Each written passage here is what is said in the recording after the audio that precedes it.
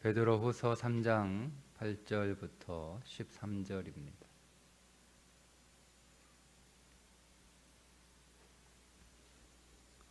사랑하는 자들아, 주께는 하루가 천년 같고 천년이 하루 같다는 이 한 가지를 잊지 말라.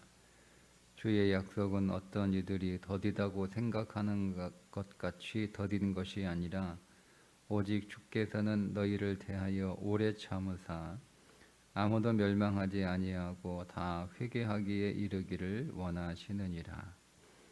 그러나 주의 날이 도둑같이 오리니 그날에는 하늘이 큰 소리로 떠나가고 물질이 뜨거운 불에 풀어지고 땅과 그 중에 있는 모든 일이 드러나리로다. 이 모든 것이 이렇게 풀어지리니 너희가 어떠한 사람이 되어야 마땅하냐? 거룩한 행실과 경건함으로 하나님의 날이 임하기를 바라보고 간절히 사모하라. 그날에 하늘이 불에 타서 풀어지고 물질이 뜨거운 불에 녹아지려니와 우리는 그의 약속대로 의가 있는 것인 새 하늘과 새 땅을 바라보도다. 아멘. 주의 재림이 더디 오는 것 때문에 주의 재림이 없다라고 생각하던 시대에 하나님의 시간관을 베드로 사도가 일깨워 주고 있습니다. 하나님께는 하루가 천년 같고 천년이 하루 같다. 그러니까 우리가 우리의 시간으로 하나님의 시간을 이해할 수 없어요. 그래서 주님이 내가 속히 오리라 할 때 그 속히 오신다라고 할 때 그 속히 오신다라고 하는 그 시간이 우리는 뭐 1년일 수 있고 2년일 수 있고 또 뭐 10년일 수 있고 뭐 이렇게 생각하잖아요. 그죠? 내가 금방 올게, 빨리 올게 이렇게 말하면 우리는 그 시간이 짧은 시간을 생각하잖아요. 그러나 하나님께는 천년이라고 하는 시간도 하루인 거예요. 그죠? 네. 그러니까 우리의 시간으로 생각하면 그게 금방 오는 것일 수 있지만 하나님이 속히 오신다라고 하셨을 때 그 시간이 하나님께는 하루지만 우리에겐 천년이 될 수 있다라고 하는 거예요. 또 반대로 우리에게 하나님께 천년과 같은 그 시간이 우리에게는 하루일 수도 있다라고 하는 거죠. 그러니까 우리의 시간으로 하나님의 시간을 이해할 수 없다라는 것을 바울이 지금 베드로가 다시 일깨워 주면서 시간이 중요한 게 아니라 우리가 얼마나 잘 준비되어 있는가가 더 중요하다라고 하는 거죠. 지금 주님이 더디 오신다라고 생각이 되고 또 그렇게 우리가 생각하는 시간과는 다르게 주님이 아직 안 오고 계시다라고 하는 것은 그냥 우리의 입장에서 생각해 보면 왜 이렇게 더디 오시지? 좀 더 빨리 오시면 좋을 텐데. 여러분 박해받는 상황의 입장에서는 더욱 그러지 않겠어요? 빨리 끝났으면 좋겠으니까 우리가 여러분 우리 고생 빨리 끝났으면 좋겠잖아요. 근데 이게 계속 그 박해가 지속되니까 그 박해를 당하는 사람의 입장에서는 시간이 긴 거예요. 여러분 노는 시간은 금방 가는데 고생하고 뭐 예를 들어서 우리가 밖에서 놀 때는 뭐 2년 금방 가는데 군대에서 훈련받고 있는 군인들한테 2년이라는 시간은 굉장히 길단 말이에요. 지루하게 느껴진단 말이에요. 그렇죠?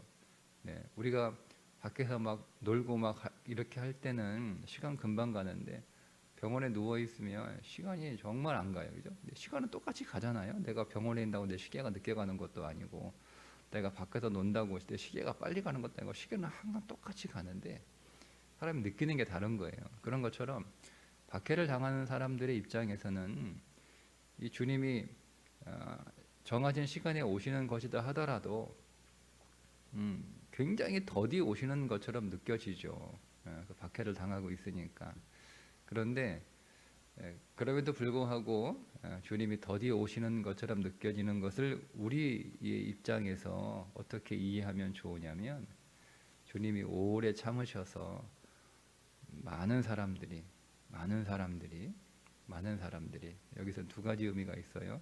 주께서 정한 사람들이, 하나님이 택한 사람들이 다 주께로 돌아오기까지 하나님이 기다리신다라고 하는 뜻도 있고, 그 밖에 더 많은 사람들이 주께로 돌아오기까지 하나님이 인내하시고 오래 참으셔서 기다리고 계시는 것이다 라고 그렇게 이해하면 좋겠다, 이렇게 설명을 해줍니다. 그래서 많은 사람들이 회개하여 주께로 돌아와야 주님이 오시는데, 사람들이 회개하고 주께로 돌아오는 삶이 어떤 것인가 하면 11절에 거룩한 행실과 경건함으로 사는 삶이라고 나와 있어요. 그리고 거룩한 행실과 경건한 삶을 살면서 하나님 날이 임하기를 바라보고 간절히 사모해라, 이렇게 권면하고 있습니다. 자, 그러면 여기 간절히 사모한다라고 하는 말이, 주님이 빨리 오셨으면 좋겠다, 하나님 나라가 빨리 왔으면 좋겠다, 이렇게 간절히 바라고 또 그렇게 고대하는 그런 것을 의미하는 게 아니라, 단순히 그전 정도가 아니고, 여기서 간절히 사모한다 이 말은 그 날이 빨리 오도록 해라, 이 뜻이에요. 그러니까 여러분, 내가 그날이 빨리 왔으면 좋겠다라는 것과 그날이 빨리 오도록 내가 무엇을 하는 건 좀 다르죠. 빨리 왔으면 좋겠다라고 하는 건 내가 그냥 가만히 기다리고 있는 거잖아요, 그죠? 그런데 빨리 오게 하는 건 내가 뭔가를 하면 되는 거예요. 그러니까 두 가지, 주의 재림이 빨리 그 시간이 앞당겨져서 빨리 오게 하는 두 가지 방법이 있어요. 하나는 뭐냐면 전도하는 거죠, 그죠? 전도하는 거예요. 그게 오래 참으사 아무 멸망하지 아니하고 다 회개하기에 이르기를 원하시느니라라고 하는 말씀처럼, 다 하나님의 택한 백성이든 아니면 많은 하나님의 백성들이 다 주께로 이렇게 돌아오도록 계속 전도하는 거예요. 그런데 이 전도하는 것만 하는 게 아니라 또 하나 해야 될 게 하나 있는 거예요. 우리가 복음을 전함으로 온 세상 땅 끝까지 복음이 전해지면 주님이 오시죠. 근데 우리가 그것만 하는 게 아니라 또 하나 해야 될 게 있어요. 그게 뭐냐면, 내가 내 개인의 삶에서 거룩한 행실과 경건하게 살아가는 거예요. 두 가지예요. 하나는 전도하는 거고, 하나는 이 땅에 있는 모든 성도들이 거룩하고 경건하게 사는 거예요. 그러니까 성도들이 거룩하고 경건하게 살면 하나님 나라가 빨리 오는 거예요. 그러니까 지금 박해받고 있는 성도들에게 우리가 더 경건하고 더 거룩하게 살면 주님이 빨리 오신다라고 하는 거죠. 자, 이 말은 다시 또 두 가지의 의미가 있는데, 하나는 뭐냐면 정말 역사적으로 역사의 시간이 앞당겨지는 거예요.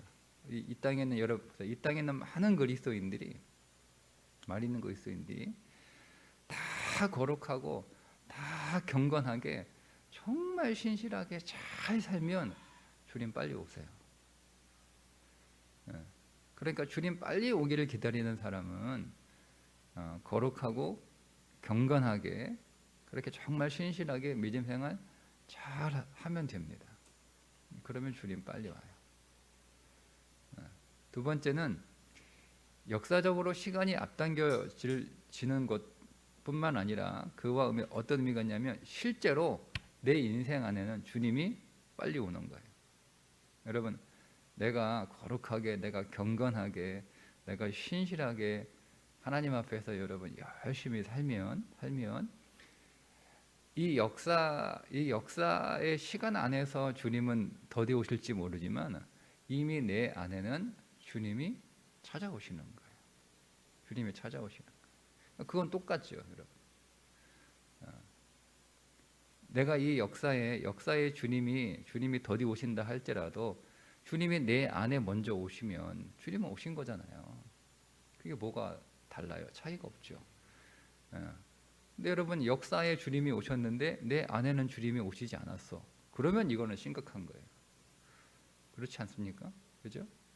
그런데 이 역사의 박해를 받고 있는 이 시간 속에서는 주님이 아직 임재하지 않으셨지만, 주님이 다시 오시지 않으셨지만, 그 박해를 받고 있는 내 마음에는 주님이 이미 오셨어요. 그러면 주님이 이미 오신 거잖아요. 네. 그게 거룩한 행실과 경건한 삶이에요. 네. 그래서 박해받고 있는 성도들에게 주님이 먼저 내 안에 더 강력하게 임재하실 수 있도록 내가 더 거룩하게, 내가 더 경건하게 그렇게 신앙생활을 계속 열심히 해라, 이렇게 권면을 하고 있는 거죠. 그냥 왜 안 오셔, 언제 오셔, 빨리 오셔야 되는데 빨리 오셨으면 좋겠다, 이러시다가 안 오시는 거 아닌가, 이렇게 살지 말고 먼저 내 안에 그리스도가 오시도록 더 거룩하게, 더 경건하게 그렇게 살아라, 이렇게 말씀하고 있어요. 그러면서 아주 중요한 말씀을 하나 하는데, 마지막 13절입니다. 우리는 그의 약속대로 의가 있는 곳인 새 하늘과 새 땅을 바라보도다, 이런 거예요. 그러니까 새 땅과 새 하늘을 바라보는 거예요. 박해받는 성도들의 입장에서는요, 자, 박해는, 우리가 기독교 역사를 이렇게 보시면 아시겠지만 1세기에 박해가 시작이 돼서 2세기에 박해가 심해집니다. 굉장히 심해져요. 그리고 3세기를 거쳐서 이제 4세기 초반에 313년이 되면 이제 기독교 왕이 나오잖아요. 컨스탄틴 기독교 왕이 나오잖아요. 그러면서 이제 박해가 사라져요. 박해받을 때는 사람들이 주님 빨리 오셨으면 좋겠어요. 빨리 오셨으면. 왜? 너무너무 힘드니까. 재산을 빼앗기는 건 뭐 물론이고, 직장도 잃어버리고, 심지어 목숨까지 이렇게 잃어버리는 상황이 되니까. 그러니까 다 살 데고 저 다 지하 공동묘지로 들어가잖아요. 살 수가 없어서. 그러니까 살 수가 없는 거예요. 세상에는 살 수가 없는 거예요. 박해가 너무 심하니까. 그래서 옛날엔 다 지하가 무덤이었잖아요, 그죠? 지금 지금도 성전의 그 지하가 그 성당이죠. 근데 뭐 기독교하고 캐톨릭 분리되기 이전이니까 다 지하 무덤이잖아요. 그 무덤 다 굴파가지고 거기 같이 있는 거예요, 그 속에서.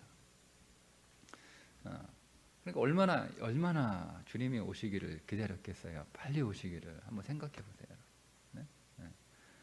우리는 조금 이 땅에서 조금 인생이 힘들고 어렵고 고달퍼도 아유, 주님 빨리 오셨으면 좋겠다, 이런 마음이 드는데, 이런 거하고는 비교할 수 없는 박해가 있는 그 안에 살고 있는 사람들은 얼마나 주님이 오시기를 기다렸겠습니까? 자, 그런데 313년 콘스탄틴이 기독교를 공인하면서 박해가 딱 사라졌어요. 그러니까 이제는 기독교인들이 살기 좋은 세상이 된 거예요. 기독교인들이. 오히려 바뀌어가지고 기독교인들이 박해를 합니다. 유대인들을 박해하고요, 다른 종교를 박해합니다. 그래서 박해의 종교가, 콘스탄틴이 기독교 신앙을 갖게 되면서 황제의 종교가 돼요. 세상이 바뀐 거예요. 그러니까 완전히 교회가 살판난 거예요. 교회가 그래서 잃어버렸던 빼앗긴 재산 다 찾아옵니다. 심지어 이방 종교들이 가지고 있었던 재산까지 다 뺏어옵니다. 좀 나쁘죠? 예. 그러니까 완전히 이제는 기독교인 천국이 된 거예요, 세상이. 네.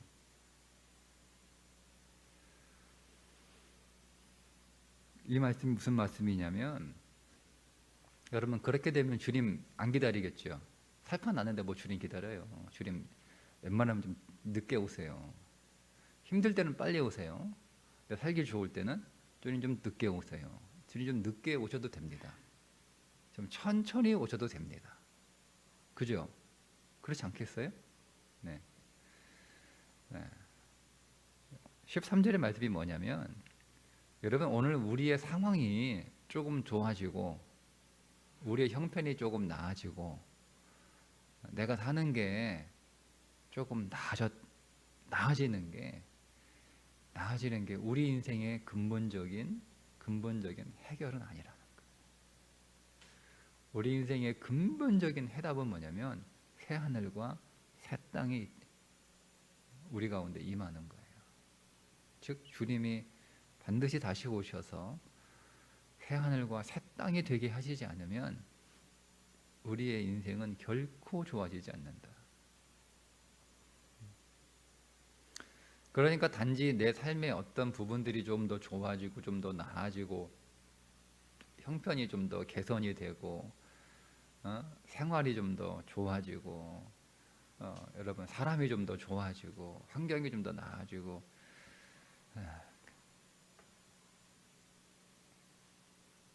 그것이 오늘 우리의 신앙의 소망이 되면 안 되고, 그렇다 하더라도 계속 주님을 기다리고 계속 주님을 원하고 계속 주님이 다시 오시기를 기다리는 신앙이 있어야 우리의 신앙이 계속 순결해지는 거예요. 근데 그런 게 없어. 그럼 어떤 역사를 말씀을 드렸잖아요. 박해받을 때는 계속 주님 언제 오시나, 주님 빨리 오셨으면 좋겠다, 이렇게 주의 재림을 기다리던 신앙이 박해가 끝나니까 이제 주님 안 오셨으면 좋겠고, 기왕이면 좀 천천히 오셨으면 좋겠고 늦게 오셨으면 좋겠고, 이게 된 거예요. 그때부터 어떻게 됐겠어요? 교회가 박해 때 교회가 타락한 게 아니에요. 황제의 종교가 되면서 교회가 타락했어요. 황제 종교. 여러분 사람이요 고난 당할 때 신앙이 떨어지지 않아요. 사람 신앙이 언제 떨어져요? 고난이 없을 때 신앙이 떨어져요. 우리 인생 안에 여러 가지 문제와 아픔과 어려움이 있으면 오히려 더 주께로 더 가까이 나아갑니다. 근데 그런 게 없어요. 다 해결이 돼요. 뭐 질병의 문제든 뭐 가정의 문제든 뭐 자녀의 문제든 뭐 직장의 문제든 이런 문제들이 다 그렇게 고생하다가 이게 다 풀려요. 잘 풀려요. 그렇게 되면 우리가 하나님 더 잘 믿을 것 같은데 그렇지 않습니다. 더 멀어집니다. 오히려 더 멀어집니다. 이게 왜 그렇습니까? 우리가 환경만 바라보기 때문에 그래요. 그러니까 그런 신앙 갖지 말라는 거예요. 박해가 있든 박해가 없든 물론 지금 베드로 사도가 이 편지를 쓰고 있는 교인들이 살아가는 그 시간 안에서는 계속 박해가 물론 있어요.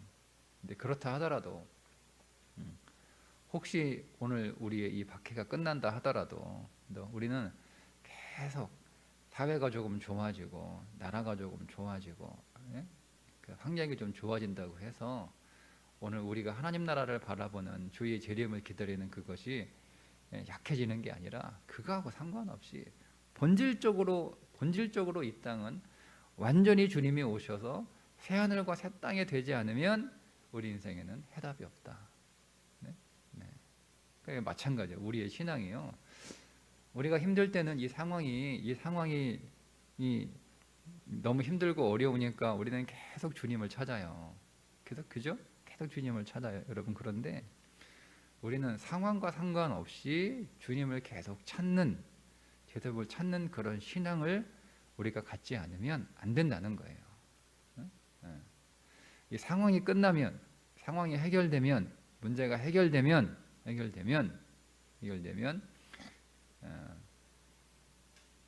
내가 주님을 더 잘 믿고 내가 더 열심히 생활하고, 그게 아니라 그거와 상관없이 우리는 우리의 상황과 상관없이, 우리의 상황이 쉽든 어렵든, 우리의 상황이 괴롭든 즐겁든, 우리의 상황이 슬프든 기쁘든 상관없이 우리는 계속 그리스도를 원해야 되는 거예요. 계속 그리스도를 원해야 돼요.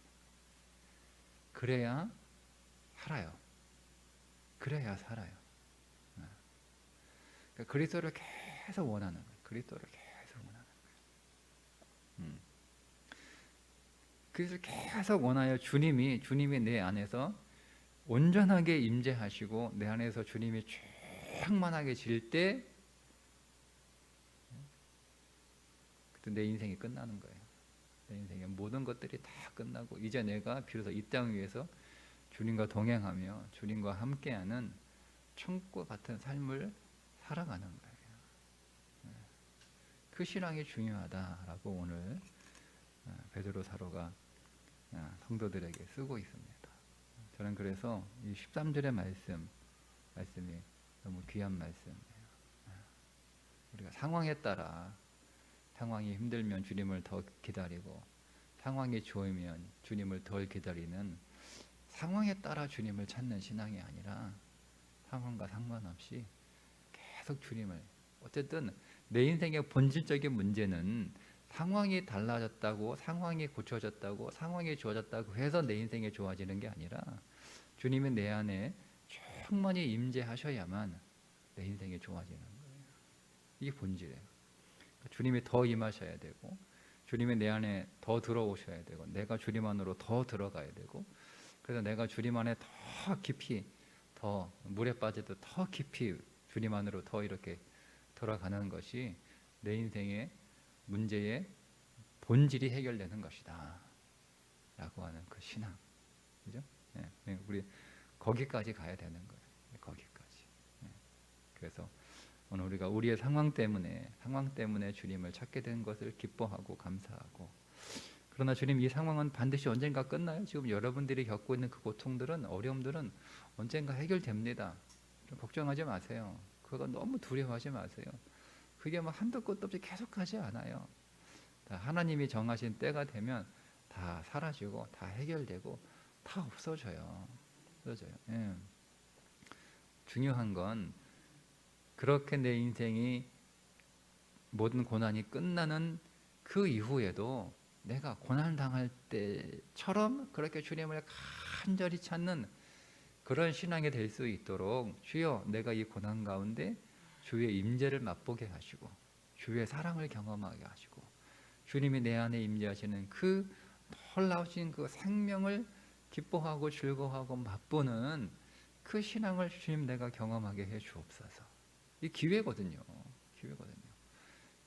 우리가 그렇게 기도하셔야 되는 거예요. 그래야 내가 내 상황이 좋아져도, 여러분 진짜 좋은 게 내가 있는데, 진짜 좋은 걸 내가 맛봤는데,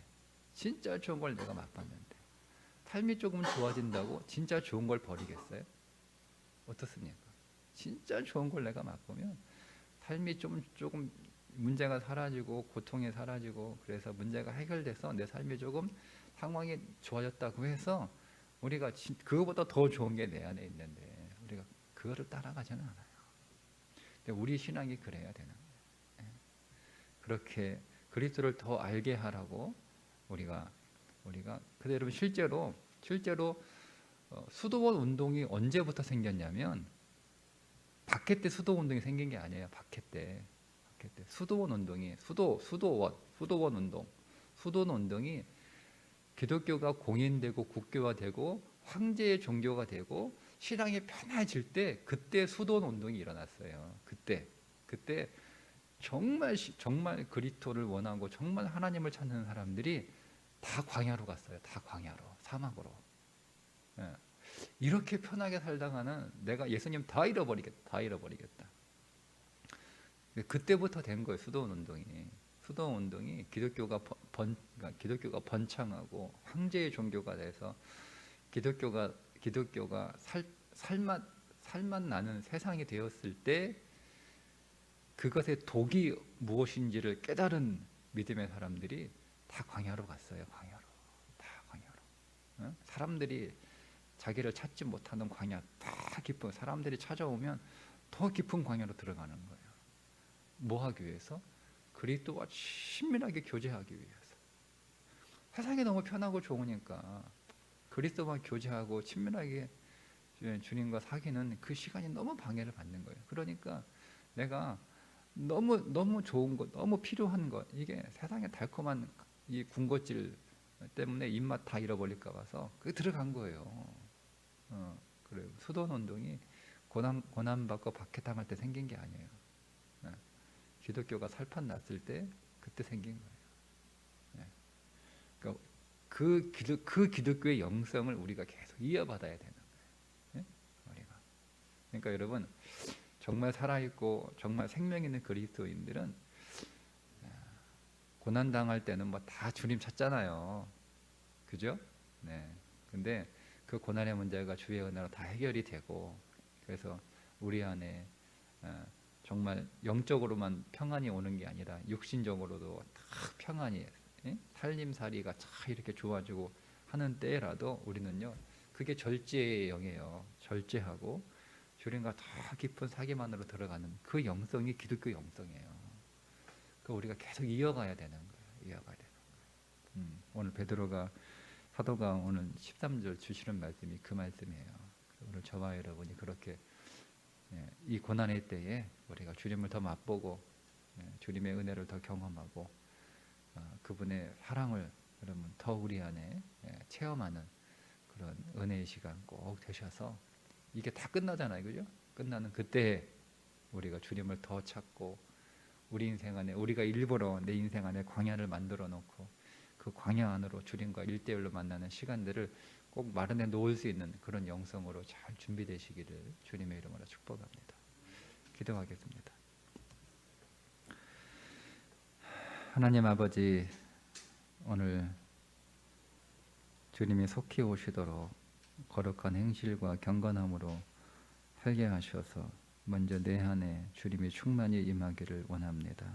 먼저 내 심령 속에 하나님의 나라가 더 확장되게 하시고 더 풍성하게 임하는 삶을 살게 하여 주옵소서.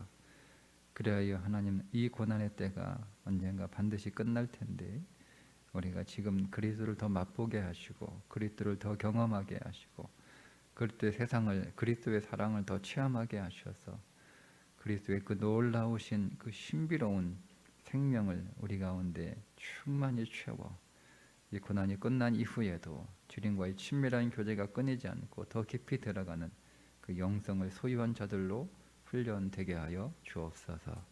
예수님의 이름으로 기도드리옵나이다. 아멘.